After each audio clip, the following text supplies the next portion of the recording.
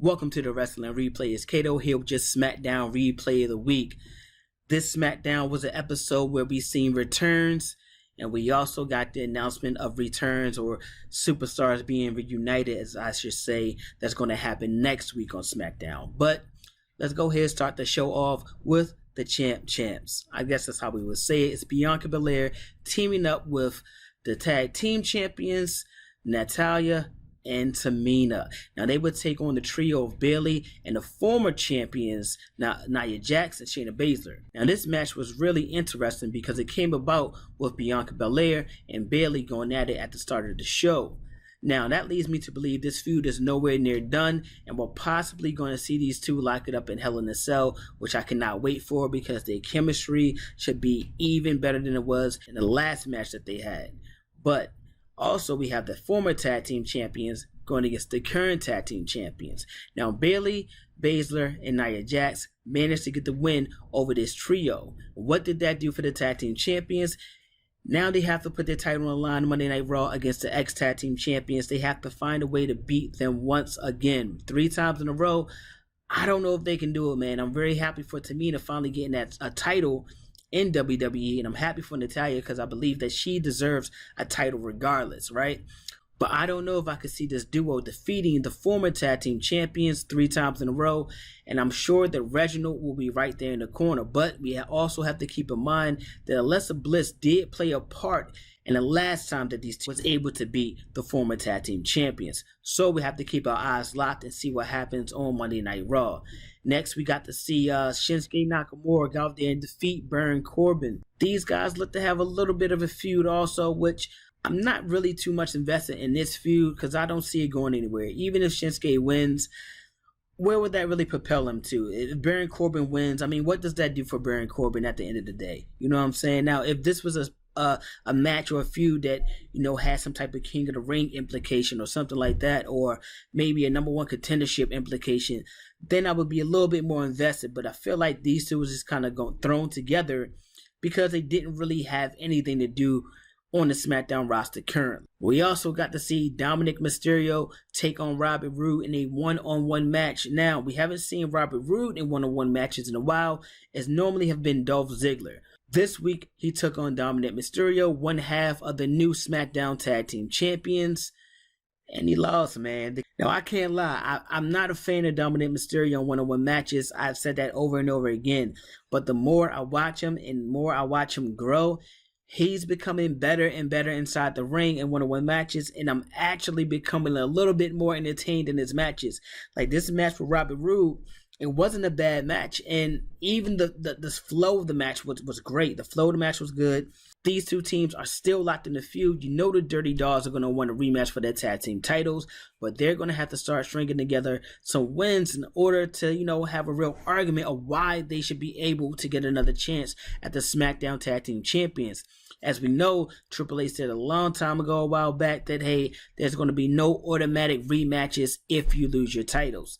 That haven't really been the case, seeing as though the Women's Tag Team Champions got multiple rematches every time they lost. But nonetheless, the Dirty Dogs are going to have their day. So the Mysterios have to be on point when it's time to defend those SmackDown Tag Team Championships. Now, speaking of tag teams, speaking of championships, I said it in the intro, we're going to see a team reunited that haven't been together in some time now, and that's Jimmy and Jay, the Usos. They'll be taking on the Street Profits next week on SmackDown. That was announced when Jimmy went up to Jay and let him know that, hey, I went and talked to Sonya Deville, got us a tag team match. We're on our way. Now think about it. If they beat a team like the Street Profits, that's definitely going to propel them up the tag team ranking. Only problem being is that Jay Uso kind of seemed not on board with it. He didn't talk to Roman Reigns. He didn't clear the match with him yet. And when he did go to talk to the Roman Reigns, the big dog didn't seem like he cared too much about it either. So hopefully it's not a situation where Jay Uso leaves his brother Jimmy hanging and he's taking on the Street Profits in a 2-on-1 match. But if that does happen, I have to believe that is exactly what the Usos will need to get back on track when Jimmy and Jay finally collide and really have to hatch it out or fight it out, one or the other. Brothers fight, families fight. Maybe that's what had to happen for the tag team of the Usos to get back on track and be the Usos of old going into the future. Now we head into a big main event. We had Apollo Crews defending his championship, his intercontinental title, against the likes of Big E, Kevin Owens, and Sami Zayn. Now, yes, Apollo Crews does have a little bit of help on the outside of the ring, but you got to remember, Apollo Crews does not even have to be involved in the Fatal 4-Way match for the Fatal 4-Way match to end and a new champion to be crowned. This was a hell of a match, a hell of a main event. These guys went out there and stole the show, and it's ironic because when I look at all the competitors inside this match, there's only really one former heavyweight champion, and that's Kevin Owens. Nonetheless, these guys went out there and showed why they are main event caliber. All these guys, even Apollo Crews, just think about it. Apollo Crews at one point was on Raw, struggled to become the United States champion, didn't really have no direction of where he was going. But putting him on Smackdown, putting him in a new gimmick role, he looks the part of a champion. He is someone I can see that can actually maybe not win the Universal Championship, but possibly compete for it. His character is now so much more believable. The same with Big E, Sami Zayn, Kevin Owens. So it's no surprise that these guys are in the main event and they held it down. But at the end of the day, it was Apollo Crews being able to retain his Intercontinental Championship. Now, at the beginning of the show, I said we had a return, a big return. We seen the return of Aleister Black. He came out, gave a black mass to Big E, which allowed Apollo Crews to pin Big E for the 3 count and get his hand raised on the main event. More importantly, we're going to get a feud between Big E and Aleister Black. I mean, Big E is red hot right now. This is the best we've seen Big E in his solo career. Aleister Black is someone we have been waiting on to return since October. This new gimmick of Aleister Black with the red hot Big E is only going to lead to a really good feud. Now, Aleister Black inserting himself in an Intercontinental title match will only believe me to believe that he is going to be going for a title of that nature or higher going forward.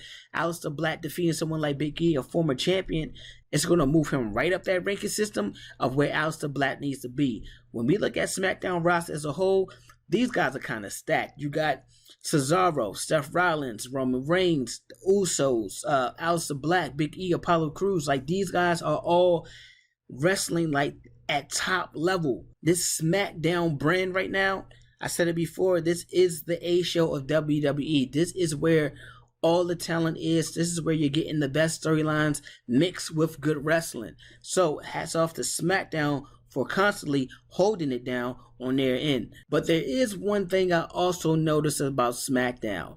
Now, there was a point of the show where Roman Reigns, he was out there, talking his big dog stuff, talking his tribal chief stuff when he was interrupted by Cesaro, who was in the back looking for Seth Rollins. Now, that leads me to believe that Seth Rollins and Cesaro, of course, their feud is going to continue.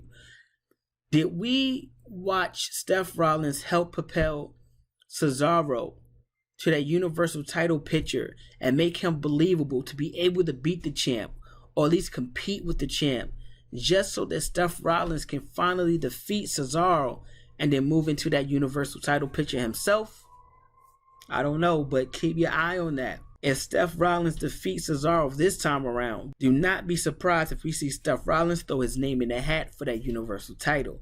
But that about does it for the SmackDown replay. Let me know what you all think in the comments down below or in the DMs. Either or is fine with me. What do you guys think about Apollo Crews? Where does he go now after he defeated all of his rivalries for his Intercontinental title? Who is going to be the new contender? I'm thinking Buddy Murphy. I think it's time for him to step up and go ahead and challenge for the Intercontinental title. I don't know if he'll get it done, but hey, it's worth a try, right? What do you think about the Usos finally teaming up after what? Months and months of Jimmy sitting on the bench, sitting on the sideline, getting healthy. Now they face a team like the Street Profits. Do you think that the Usos will actually team together? Or do you think Jay is going to bitch out?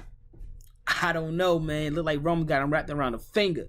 But we'll see next week on SmackDown. Make sure you guys hit that like button, subscribe, turn on your notifications, and follow at the Wrestling Replay on Instagram. We have our contest giveaway right now. All you have to do to enter, drop your name in the comment section, hit the like button. There you go. You're in there. but only way to enter is on Instagram, following at the Wrestling Replay. We got a cool Razor Ramon collectible gift box that we're giving away. So if you would like that gift, there's your chance. All right, I'm Cato. I'm signing out. See you guys on Monday Night Raw. Peace.